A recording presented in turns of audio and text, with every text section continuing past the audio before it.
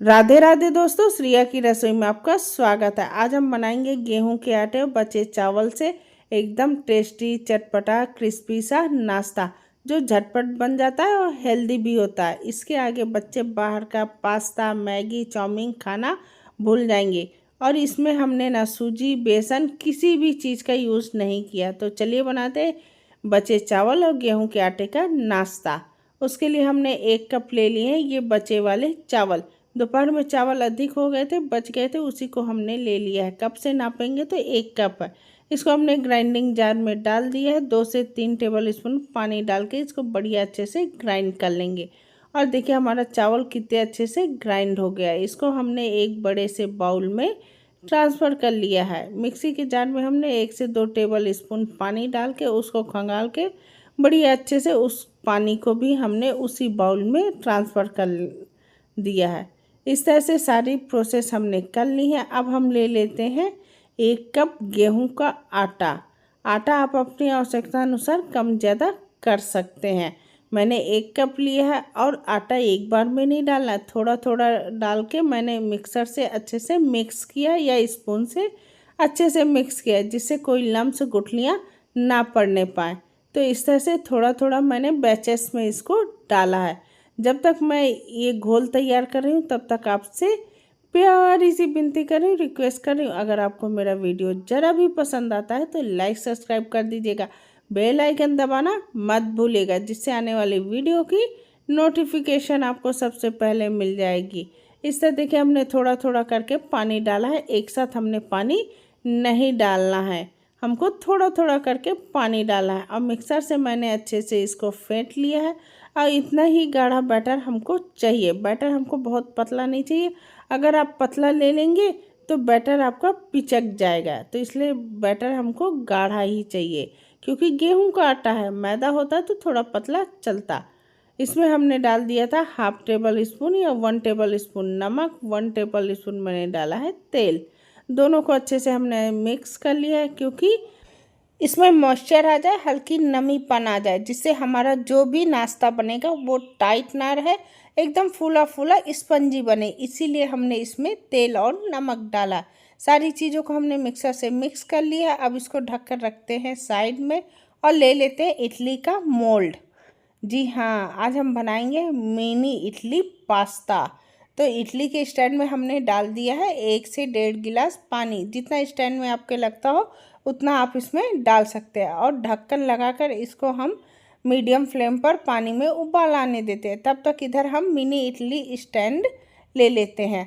अगर आपके पास mini idli stand ना हो तो आप बड़े वाले इडली के स्टैंड को ले सकते हैं।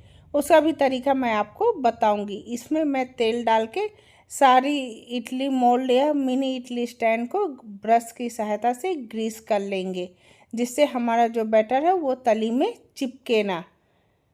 तो इस तरह से हम सारे इडली स्टैंड को बढ़िया ब्रश की सहायता से ग्रीस कर लेंगे। और देखिए कितनी आसानी से और झटपट हो जा रहा है। और इसमें छोटी छोटी मिनी स्पंज जालीदार इडलियां बनकर तैयार होती हैं। हमने बड़े को भी ग्रीस कर लिया।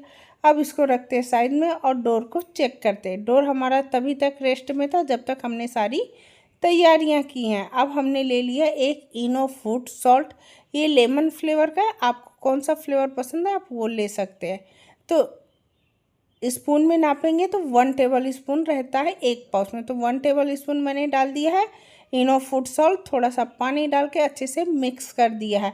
बहुत देर नहीं मिक्स करना, बस अच्छे से मिक्स करेंगे, क्योंकि इनो अपना काम करना शुरू कर दिया है। तो इस तरह से देखिए बैटर में हमने अच्छे से मिक्स कर लिया। और बिना देरी किए तुरंत इसको हमें अपने मिनी इडली स्टैंड या मोल्ड में ट्रांसफ़र करना है या डालना है जल्दी जल्दी, नहीं तो इनो अपना काम कर चुका होगा और हमारी मिनी इडलियाँ एकदम पिचकी पिचकी बनकर तैयार होंगी। तो हमको फूली फूली बनाना है, तो ये सारा काम हमको फटाफट करना है। बड़े स्पून से अच्छे से डालते नहीं बन रहा था, तो मैंने छोटे स्पून से डाला, पर उससे भी थोड़ा इधर उधर गिर गया, क्योंकि ये बहुत छोटी मिनी इडलियाँ हैं जिसको डालने में बहुत थोड़ा टाइम लगता है। तो आप चाहें तो हाफ बैटर में मिलाकर पहले भरें, फिर हाफ में भरें। इस तरह से सारी इडली के मोल्ड को हम तैयार कर लेंगे। बड़े में भी हमने भर दिया है, छोटों में भी हमने भर दिया, और बहुत सारा हमारा बच गया है। तो हमने दूसरे इडली के मोल्ड में उसको भर के दूसरे चूल्हे में स्टीम को रख दिया। इधर पानी को चेक करेंगे तो पानी में आ चुका था उबाल।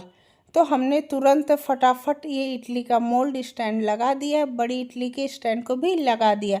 लगाने में इधर उधर होने से बैटर आपका बाहर फैल सकता है अगर आप आवश्यकता से अधिक इसमें भरेंगे। ये जो बचा हुआ बैटर था दूसरे इडली के मोल्ड में लगाकर इसको भी हमने कढ़ाई में स्टीम होने को रख दिया। और जब तक दोनों 15 से 20 मिनट स्टीम हो रहे हैं लो टू मीडियम फ्लेम पर, तब तक इधर हम कुछ सब्जियाँ कट कर लेते हैं, जिसमें मैंने 2 प्याज, 2 शिमला मिर्च, 5 लहसुन की कलियाँ, 1 टमाटर, सभी को बारीक बारीक चॉप कर लिया। सब्जियां जो आपको पसंद हो आप वो इसमें डाल सकते हैं और जो नहीं पसंद उसको स्किप भी कर सकते हैं। बहुत से लोग लहसुन नहीं पसंद करते तो लहसुन को भी स्किप कर सकते हैं। तो इससे सारी सब्जियों को हमने बारीक बारीक चॉप कर लेंगे। जब तक हमारा उधर मिनी इडली या मिनी पास्ता बनकर तैयार हो रहा है, वो भी हेल्दी तरीके से गेहूं के आटे से। तो इधर हमने सारी सब्जियों को चॉप कर लिया है। अब इधर 12 मिनट हुए थे तो हम चेक करते हैं और देखिए कितनी फूली फूली बनी थी, पर पकी अभी नहीं है। बीच बीच में आप जब ढक्कन उठा उठा के इसको चेक करेंगे तो ये बीच में पचक जाएंगी, जिससे ये एकदम स्पंजी नहीं बनती। इसलिए इसको 15 मिनट के बाद ही आपको चेक करना है। मैंने 15 से 16 मिनट बाद चेक किया टूथपिक से, तो ये इडलियाँ पक चुकी थी, मिनी इडली पक चुकी। तो अब इसको हम निकाल लेते हैं बाहर और कर लेते हैं ठंडा, क्योंकि जब तक ये हल्की ठंडी नहीं होंगी ये स्टैंड को नहीं छोड़ेंगी। और जब तक इनको हम ठंडा कर रहे हैं और दूसरी वाली इडलियों को चेक करके टूथपिक से बाहर निकाल रहे हैं, तब तक आपसे प्यारी सी विनती भी कर रही हूँ, रिक्वेस्ट कर रही हूँ, अगर आपको मेरा वीडियो ज़रा भी पसंद आता है तो लाइक सब्सक्राइब कर दीजिएगा, बेल आइकन दबाना मत भूलिएगा, जिससे आने वाली वीडियो की नोटिफिकेशन आपको सबसे पहले मिल जाएगी। इस तरह देखिए हमने थोड़ी देर उसी में स्टीम होने को रख दिया था। गैस की फ्लेम बंद थी, बस हल्का उसमें हमने छोड़ा था। सारे मिनी इडली के स्टैंड को हम निकाल लेते हैं बाहर और करते हैं ठंडा। सारी इडली हमारी ठंडी हो चुकी है, तो स्पून के अंदर साइड से हम इनको निकाल लेते हैं और एकदम सॉफ्ट मुलायम हमारी ये इडलियाँ बनी। और देखिए कितनी आसानी से डीमोल्ड हो रही हैं, कोई भी इडली मिनी इडली चिपक नहीं रही है। तो इनको निकाल के हम प्लेट में रख लेते हैं। सारी मिनी इडलियाँ हमने निकाल ली हैं, एकदम सॉफ्ट मुलायम बनकर तैयार हुई हैं। अब इधर हम बड़ी वाली इडलियों को भी डीमोल्ड कर लेते हैं। ये अभी गर्म है इसलिए इसको डीमोल्ड कर रहे हैं, तो थोड़ी टूटेंगी, पर सावधानी से आप स्पून से इसको डीमोल्ड कर लें, क्योंकि बड़ी इडली को पकने में अधिक टाइम लगता है, छोटी मिनी इडली को पकने में थोड़ा कम टाइम लगता है, 5 से 10 मिनट। तो सारी बड़ी इडलियों को भी हमने डीमोल्ड कर लिया है। अब इन इडलियों को हम 4-4 पीसेस करेंगे और देखिए कितने स्पंज जालीदार बनी है, फूली फूली हमारी इडलियाँ। तो इनको हम कट करके 4-4 पीसेस में कर लेते हैं। एक इडली के 4 पीसेस, जितना बड़ा पीस आपको चाहिए उतने बड़े पीसेस आप इसके कट कर सकते हैं। एकदम सॉफ्ट मुलायम बनकर तैयार हुई है। तो अब चलिए इसमें लगा लेते हैं मिनी इडलियों में तड़का, या कह लें पास्ता बना लेते हैं। तो गैस पे हमने चढ़ा दी है कढ़ाई। कढ़ाई में मैंने डाल दिया 3 टेबल स्पून तेल। तेल गर्म होते ही हमने 1/2 टेबल स्पून डाल दी है काली सरसों। और काली सरसों जैसे ही चटक जाएगी उसके बाद इसमें हम डाल देंगे बारीक कटी हुई लहसुन। लहसुन को हल्का पकने के बाद हमने डाल दिया है बारीक कटी हुई प्याज। और सारी सब्जियों को हमको हाई फ्लेम पर रोस्ट करना है, हल्का इसका कच्चापन हटाना है, पर क्रंचीपन नहीं हटाना है। प्याज हल्का रोस्ट होने के बाद हमने डाल दी है शिमला मिर्च, इसको भी हमने हल्का रोस्ट कर लिया है, कच्चापन हटाया है, इसको हमने क्रंची किया है। और हाई फ्लेम पर ही करना है हमको, कलर नहीं चेंज करना, सॉफ्ट मुलायम बिल्कुल नहीं करना। जैसे ही दोनों सब्जियां हमारी हल्की क्रंची हो गई हैं तो हमने डाल दिए हैं बारीक कटे हुए टमाटर, उनको भी हल्का रोस्ट करेंगे। और टमाटर डाला है तो नमक तो आएगा ही, तो 1/4 टेबल स्पून हमने डाल दिया है नमक, इसको भी हमने हल्का रोस्ट कर लिया। अब इसमें हमने 1.5 टेबल स्पून डाल दी है सेजवान चटनी। जितना तीखा आपको पसंद हो उस हिसाब से आप सेजवान चटनी डाल सकते हैं। 1 टेबल स्पून सोया सॉस डाल दिया है, 1 tablespoon green chilli sauce डालेंगे। जितने सॉस हैं आपके पास आप उतने डाल सकते हैं। और सबसे अधिक इसमें पड़ेगा 3 टेबल स्पून टोमेटो केचप या सॉस, क्योंकि इसका फ्लेवर आएगा एकदम चटपटा, खट्टा, मीठा, तभी तो आपके गेहूं के आटे के पास्तों का फ्लेवर आता है। सारी चीज़ों को हमने हाई फ्लेम पर हल्का भून लिया है या रोस्ट कर लिया है। और देखिए सारी चीज़ें हमारी हल्का रोस्ट हो चुकी हैं। और इसको थोड़ा और चटपटा बनाने के लिए मैंने 1 टेबल स्पून इसमें अचार का मसाला डाला है, जिससे ये थोड़ा चटपटा सा फ्लेवर आएगा। ये आम के अचार का मसाला है, आपके पास जो अचार का मसाला हो आप वो डाल सकते हैं। और इधर हमने बोतल में हमारे टोमेटो केचप था थोड़ा सा, उसको भी हमने डाल के बढ़िया अच्छे से मिक्स कर लिया, क्योंकि मेरे बच्चों को पास्ते में केचप का फ्लेवर बहुत अच्छा लगता है, इसलिए मैंने थोड़ा अधिक डाला है। आप अपनी आवश्यकता अनुसार डाल सकते हैं।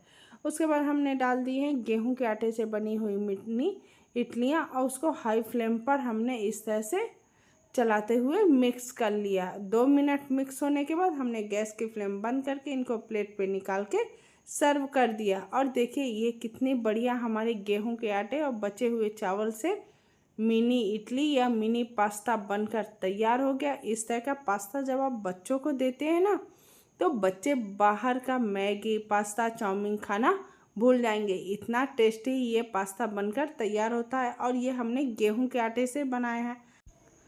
तो हुआ ना, हेल्दी तरीके से पास्ता बनकर घर में तैयार हो गया। अगर आपको ये गेहूं के आटे के पास्ते की रेसिपी ज़रा भी पसंद आ जाए तो लाइक सब्सक्राइब कर दीजिएगा, और कमेंट बॉक्स में लिखना मत भूलिएगा कि गेहूं के आटे के पास्ते की रेसिपी कैसे लगी। धन्यवाद।